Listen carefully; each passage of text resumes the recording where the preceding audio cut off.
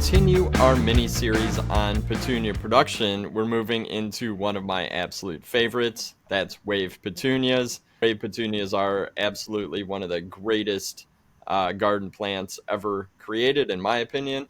And I'm glad that you're back to continue this petunia mini-series and talk about wave, because they do have so many amazing benefits for consumers, home gardeners, landscapers, just about everyone who likes garden plants. And I know that throughout the years, PanAmerican has put a ton of breeding into these programs. It's ongoing breeding with new series. It seems like released every 5 or 6 years, and with some of the newest on the market now being the E3s. But why are we breaking out wave petunias on their own? And because I know that you covered a lot of the basics on petunias in our last video, and I'll put a link to that in the show notes. But why are we specifically looking at wave this time? Well, we want to look at wave because it truly is a completely different beast. It's similar because it still is a petunia at the end of the day.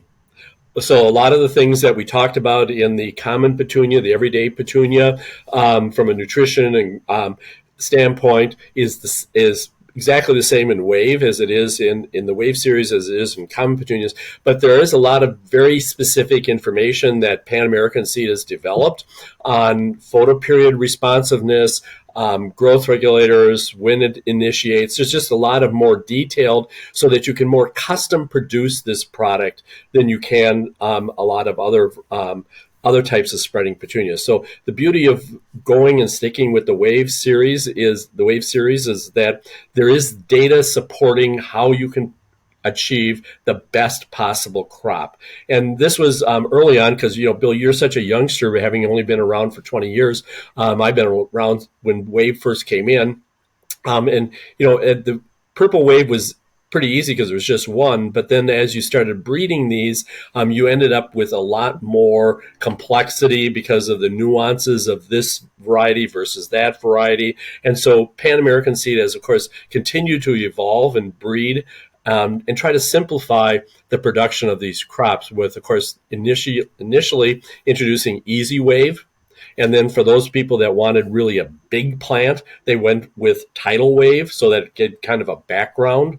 And, as I've traveled around the world, like in Korea, they use it extensively, Tidal Wave, in decorating bridges.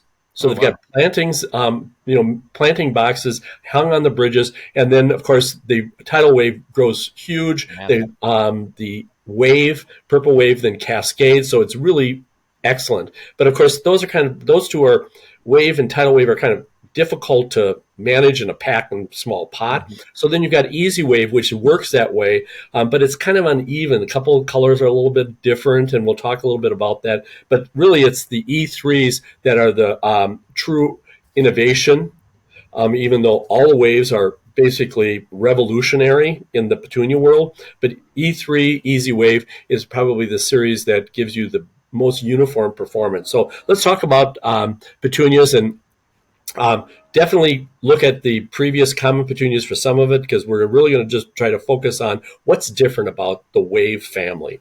So we always have to talk about this because it is really one of the big problems that growers run into, especially with wave, is that you've got to make sure that you don't root bound the plug. So if you've got these roots winding around at the top, that means that you're probably holding them or that they weren't going through wet dry. And you don't want to have this root binding because the roots then just don't grow out. So you really want the picture on the right, which is you got this root mass all over with a lot of roots at the bottom, and those little root tips there, which will root out much faster. So holding temperatures, again, these are cold-blooded plants so that you can basically hold them at cool temperatures, basically 40, 55 degrees if you want to, which is probably appropriate late in the season if they're induced. But we're going to talk a little bit about this whole floral induction problem, because to get rapid flowering, you really want to make sure that they're induced at the time of planting or shortly thereafter. And it's much easier to heat up a small area to hold the plugs and or to than to try to go and heat a large greenhouse. Also, it's in the case of wave, because flowering occurs at a little bit later stage than it does in normal petunias. You want to be using a 288 or larger plug for more rapid flowering, especially early in the season. So if you want to use like a 512 late in the season, when the day lengths are long and also the night temperatures are up, that'll work. But early in the season, if you need to get fast turning, you got to have a 288 and you've got to make sure that they're induced. And so if you've got plants that you basically do the leaf count on, notice that I've counted the leaves for you on this particular plug, and you notice that the leaf 7 is coming out at you, leaf 8 is going backwards or horizontal. You want to make sure that those leaves are basically are flat, and not going straight up, because those don't count. You need to have 8 or more leaves. And so if you get 9 leaves, that's better. 10, now you're starting to get a bit long. But to achieve that, you have to have higher night temperatures. So to get those leaves unfolded at 65 plus, and you want to make sure that you've got 10 plus hours of photoperiod so that they will induce rapidly, especially early in the season. If we got a good example here of easy wave, now the difference is that purple wave and the pure waves, flower on the lateral shoot, meaning that primary shoot that comes straight up, which is where most petunias flower. Easy waves are that's the innovation with easy wave and E3 wave, is that the flowering is basically on the primary shoot, so they flower more rapidly. Conversely, on the original wave, it doesn't have a terminal flower, so that the lateral branches that come out have to unfold a certain number of leaves before they are induced to flower. So it's really important that you understand this subtle difference if you're growing wave or tidal wave versus using easy wave or E3 easy wave, because of where the plants are induced to flower, so that you really have to use that little bit larger plug to make sure that you're getting the branching on the original wave so that you can get early flowering and induction, whereas in the easy wave, you just want to make sure that you've got enough leaves unfolded and it'll happen. So does that make sense, Bill, that there's this slight difference that you have to be aware of? Yeah, and I've never heard it explained that way. I mean, I knew there was a difference clearly between easy wave and original wave, but that was about as clear as I've ever heard it explained. Yeah, and you can actually see it if you go look at them, and time and again, when early on, probably about 20 years ago when you came in, we started seeing this as there are more and more varieties coming in of the wave family, the subtle differences in why some people were successful with easy wave versus other people were struggling with easy wave. They ran them too cold, or they didn't get as early flowering with the regular original wave as they did with easy wave. And of course, that is just where the flowers originate from. So keep that in mind, because that's going to really help you understand how should I handle these plants before I get them transplanted or immediately after. Now, always water these plugs in before planting. Using 20-10-20 will promote rapid leaf growth, and it's really important with the original waves where you've got to get those laterals. And the beauty of the wave family, all of them, is that they laterally branch rapidly and fill out that cascading appearance. And to achieve that, you got to get that ammonia and phosphorus that you get from 20-10-20. If you're planting them immediately after you receive them, make sure that you water them in with 200 parts per million of 20-10-20.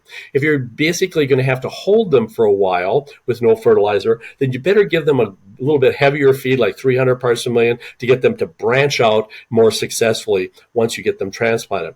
If you're holding them, which I don't recommend, especially if you're holding them for too long, or if you're trying to get them induced because the plants are quite induced, make sure that you're feeding them with everywhere from 50, 75, or even a little bit higher of fertilizer to prevent stress and the stopping of growth. And then make sure that, again, that you put that 200 parts per million on at the time of planting, because as we see in this example with begonias that Bill Argo did, but he's also done it in a number of other crops, you see a benefit by pre-plant that basically continues all the way through the crop. You don't even have to feed as much later on.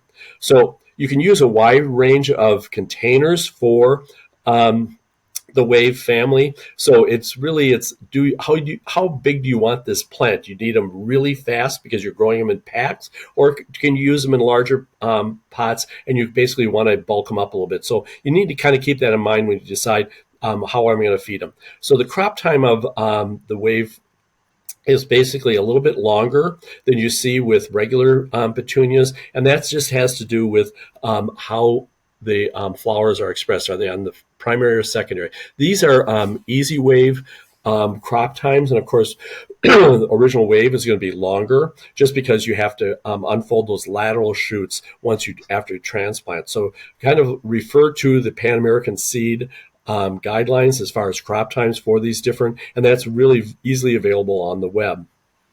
We have to make sure we always look at the container that we're using for these petunias, and making sure that you've got adequate peat in that soil for water holding capacity and also nutrient holding capacity. Remember, these are very hungry, loving plants. They like a lot of feed to get those branching, get the leaf expansion, and get that to bulk up and really take off for the consumer. So if you have too many bulking agents in there, if it exceeds the 30%, whether you're looking at wood fiber or rice hulls or coconut fiber or composted wood, you basically have to be very careful that the water holding and feed might not be adequate, and you have to maybe feed more.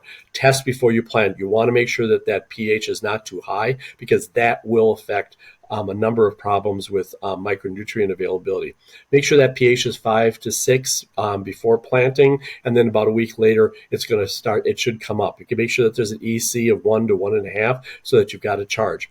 Every year we get pictures sent in. Why, what's the matter with your plugs? Well, it's not really a matter of what's the matter with your plugs. It's what soil did you use? Did you use old soil?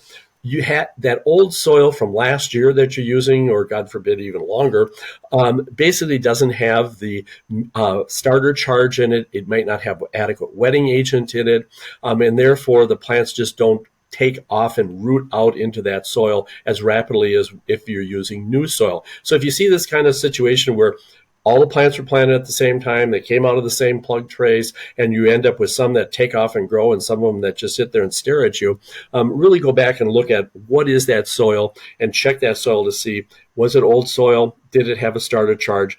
Did it have a wetting agent? Now, let's talk about building the plant, and with the difference between the common petunia that you use for an entry-level price point versus wave, which is a higher price point and has better garden performance, is you really have to think about building the plant. This is really critical to get a success. Now, consumers are looking at the tops. They're looking at, what does the foliage look like? Are there enough branches? Is it full? Are there nice flowers? And that's what customers are buying. And to achieve that, the growers have to have roots. I can't stress enough that it's really a root system gives you the control to basically manipulate the top using fertilizer, growth regulators for the foliage and flowers. And basically, if you manage the moisture, you can get the root system that will allow you to get the crop to dance the way you want it to. Now, we can never stress enough that fish grow in water and roots grow in air. And time and again, we've got growers that have either saturated that soil and the plants just don't grow. It delays. In fact, sometimes in some crops, you can get a delay of 1 to 2 weeks by just keeping the plants too wet.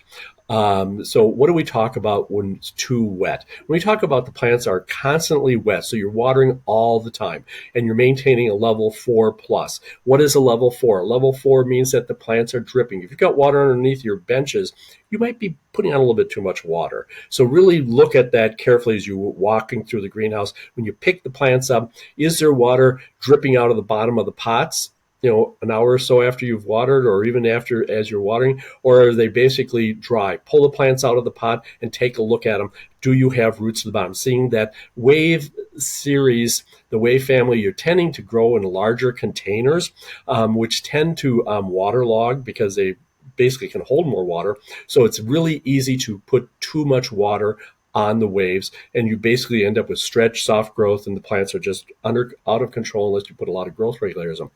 If you basically run them way too dry, there are some growers in this world, not a lot, but there are some that will let them hit the ground, as they say, like them dry.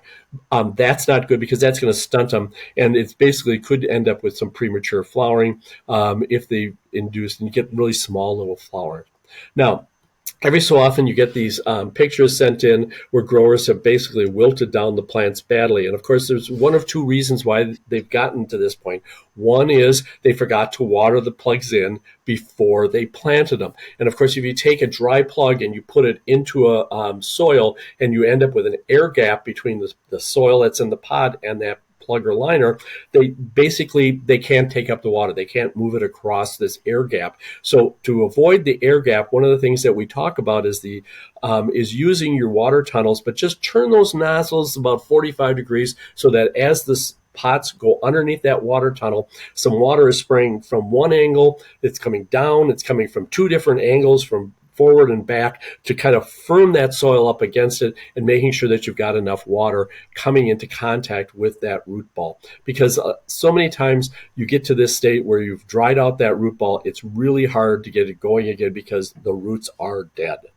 So once we got those plants planted, let's talk about water management. One of the things that we want to talk about is making sure that we've got water to moisten below the plug. So if you've got a really large container, so you're looking at 5-6 plus inch baskets where you've got a lot of soil in that pot, make sure that you put enough water to get it below the plugs, but you don't have to go and saturate it so they go dripping out like Niagara Falls. That's a bad plan, especially at that first watering.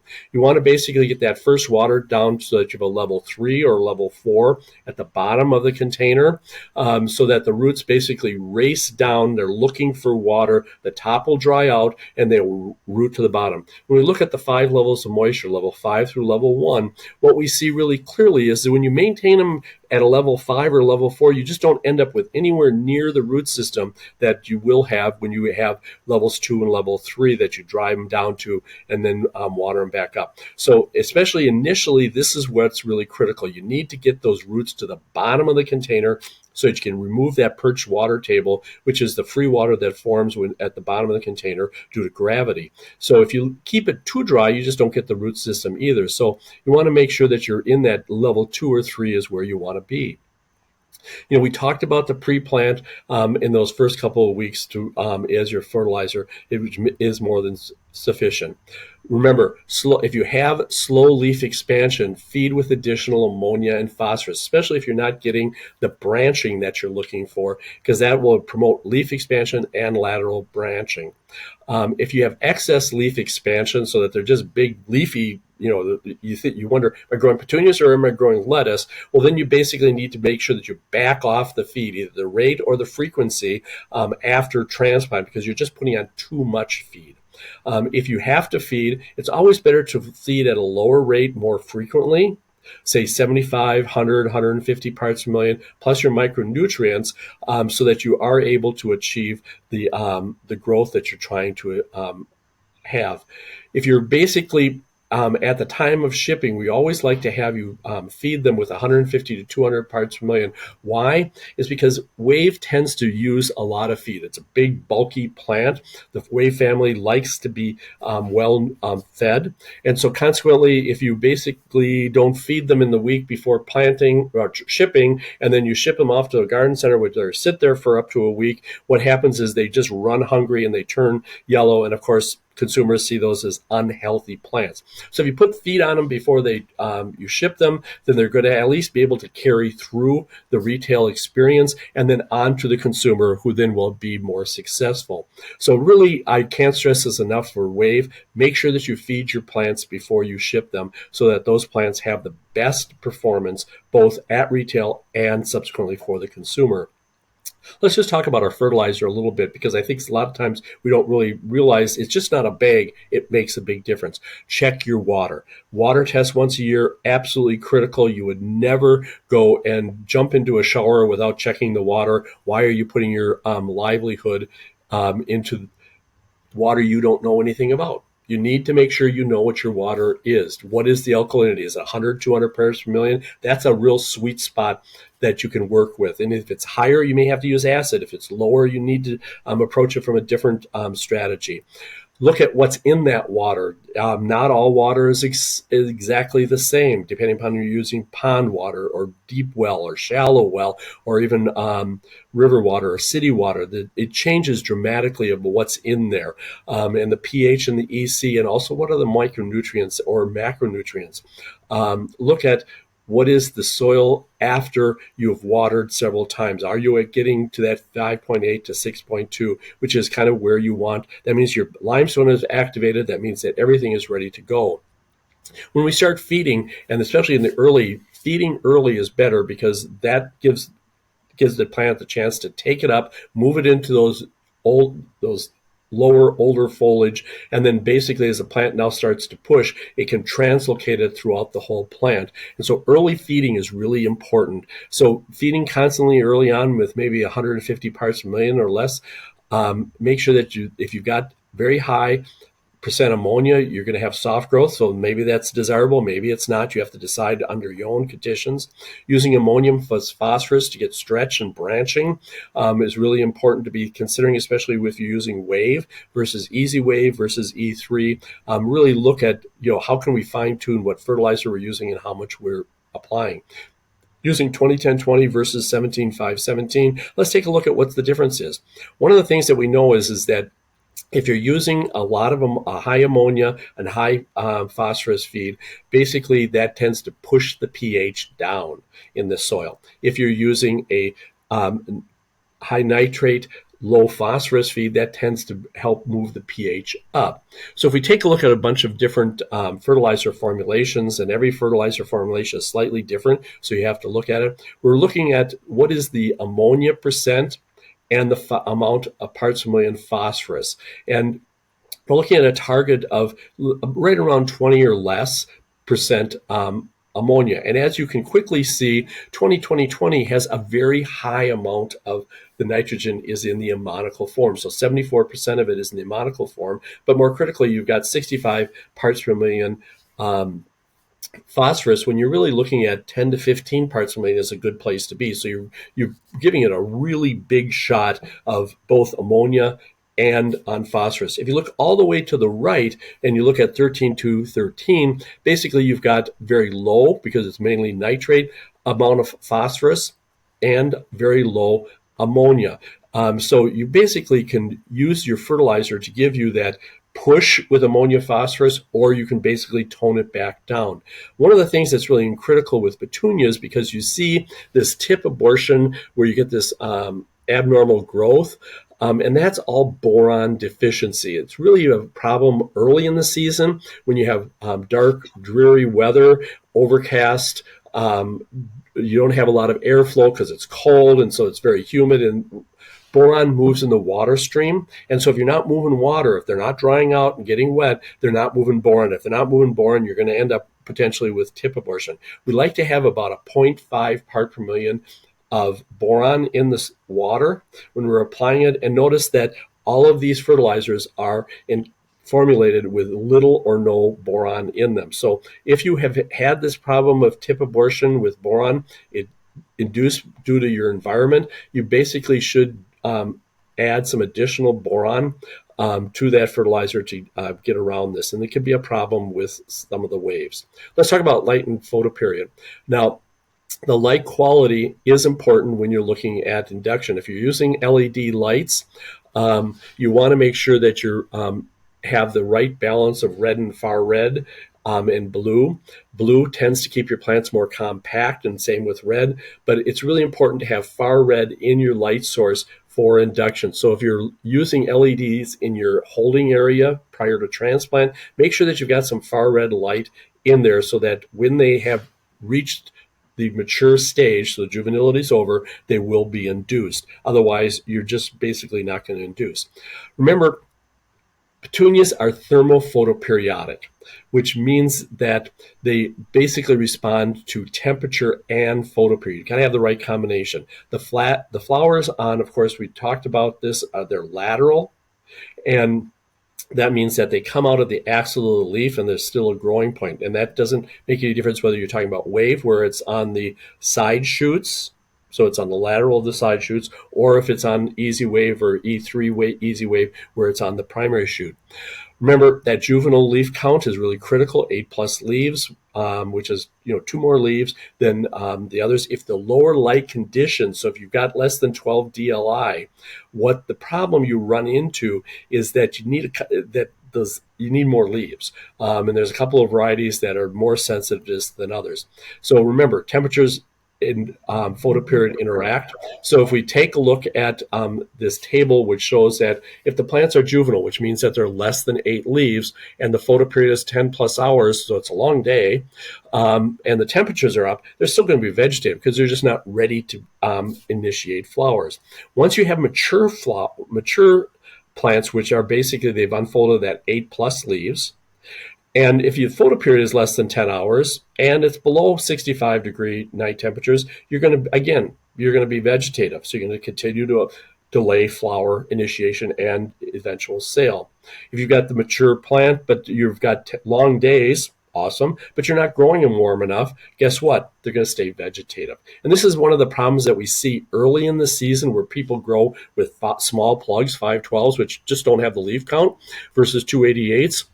You got a couple more leaves on a 288 than a 512, and early in the season, it's just you're not going to get warm enough at night, and the day lengths are going to be, and they're going to just be vegetative. Later in the season, they have no problem. So and the why there is because the plants basically are exposed to long days, and they have warmer night temperatures, and so that they basically will flower. So this is where you really have to understand when you're planting and what the photoperiods are and what the temperatures are. And and so we talk about this as a facultative long day plant that basically is thermophotoperiodic. So PanAm has done a lot of really nice work working with Michigan State and also with their own internal research, where they basically have got all of these tables where they group the different varieties into different groups from responsiveness to photoperiod. And then also some suggestions on when at different latitudes, know where you are in the world, and what you should be lighting or natural day, which is a really nice tool for you to use. Now let's talk a little bit about photoperiod and temperature. Remember that the average daily temperature is really important, and that these are cold-blooded. So if you basically, once they're induced and you want to hold the plants, dropping them down to 40-degree night temperatures is awesome. So a lot of people will move them outside because then they'll have very cold night temperatures. Growth stops. They are what they are. They're not moving. That's what it means by a base temperature. And what we see is that the temperature drops. If you need to keep them moving, basically up the soil temperature if you can. So warm soils, because that's where the growing point is essential for rapid root growth and rapid development. Air temperatures of 68 to 70. And as we see, there's a very strong interaction between crop time and flowering.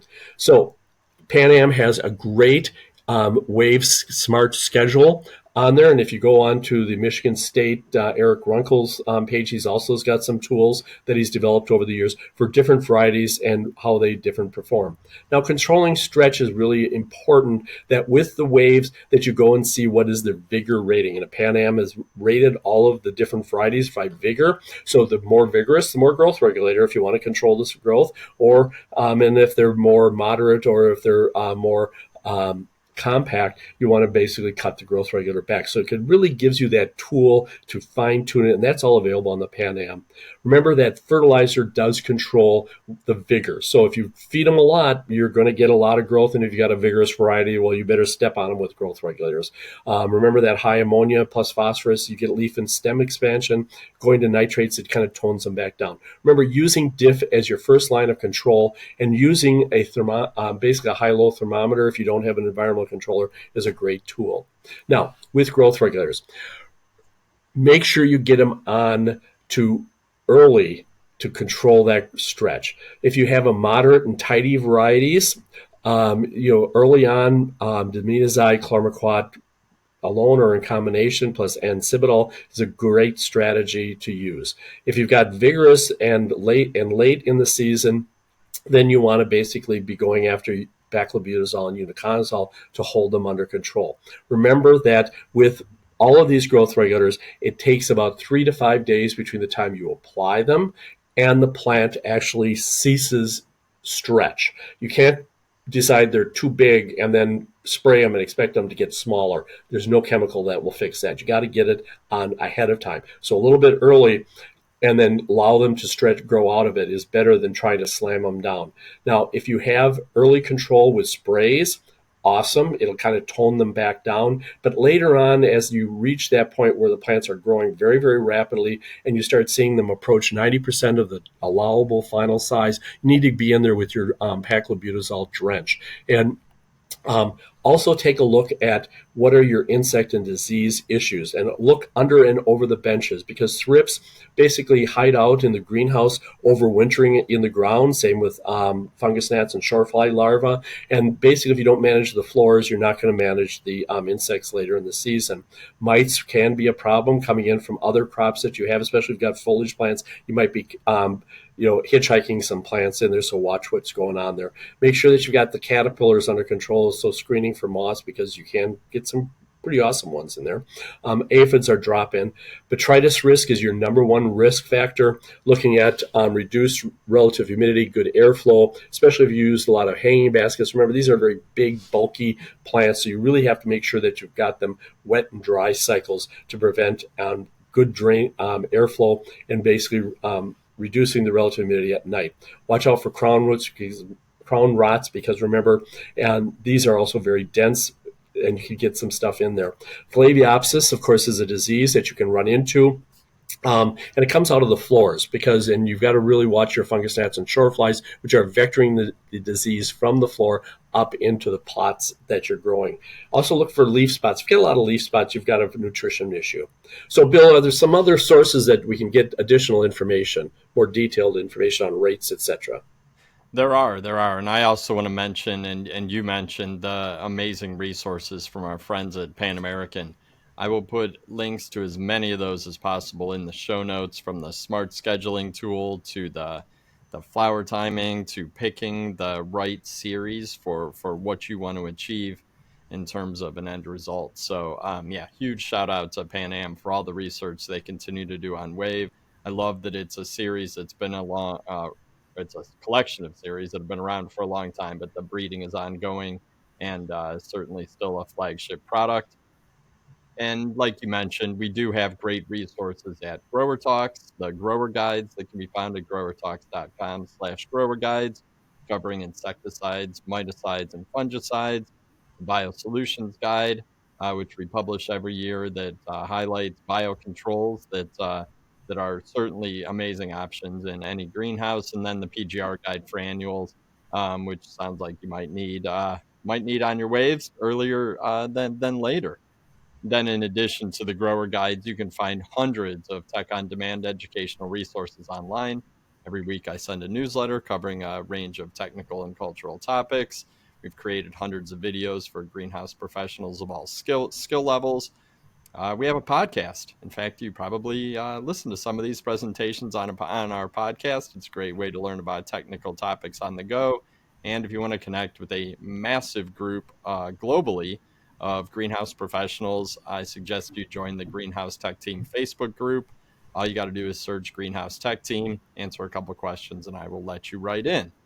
But Will, once again, thank you so much. I know you have helped growers with Wave for many, many years, and like me, you love all the different series and see the benefits and what growers could do to produce these successfully because we know that shoppers buy them, right? Absolutely. So this is great. We are going to be back with the third part of our mini series on vegetative petunia production. We will be back very shortly. I'm Bill Calkins with Tech on Demand on behalf of our entire team and the team at Pan American Seed. Thanks for listening and watching. Take care out there.